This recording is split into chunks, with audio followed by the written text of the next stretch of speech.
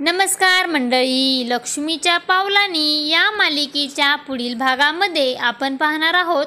घरामध्ये मंगळागौरीची पूजा ही सरोज व कलाच्या हाताने आयोजित केलेली असते आणि त्याच वेळेस आपण पाहतो स्पर्धेचे आयोजक हे महिलांना वेगवेगळे खेळ खेळायला सांगतात आणि सर्वजण हे अतिशय उत्साहाने खेळू लागतात. सासू व सुनबाईची जोडी या खेळ खेळू लागतात. त्यानंतर आपण पाहतो सरोज ही आपल्या हातामध्ये एक साडी घेऊन कलाच्या समोर येते आणि कलाला बोलते, ही आपल्या चांदेकरांची परंपरागत साडी आहे आणि ही साडी मला माझ्या सासूबाईने घरातली मोठी सून म्हणून दिली होती आणि आज मी ही साडी तुला देते.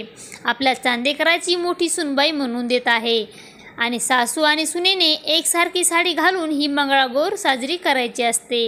ही आपल्या घराची परंपरा आहे. तेव्हा कला ही विचारते, परंतु मागच्या वर्षी तर तुम्ही मला ही साडी दिली नव्हती. तेव्हा सरोज तिला उत्तर देते की मागच्या वर्षी मी तुला माझी सुनबाई कुठे मानत होते. तेव्हा कला ही अतिशय आनंदित होते व बोलते की म्हणजे याचा अर्थ असा की तुम्ही मला तुमची सुनबाई मानत आहात तर. तेव्हा सरोज देखील होकार देते आणि त्याच वेळेस अद्वैत देखील अतिशय आनंदित झालेला असतो. आता पुढे येणाऱ्या भागामध्ये सरोजने कला आहे एकत्रित येऊन कशाप्रकारे रोहिणी व नैना यांना धडा शिकवणार हे पाहणे अतिशय रंजक ठरणार आहे.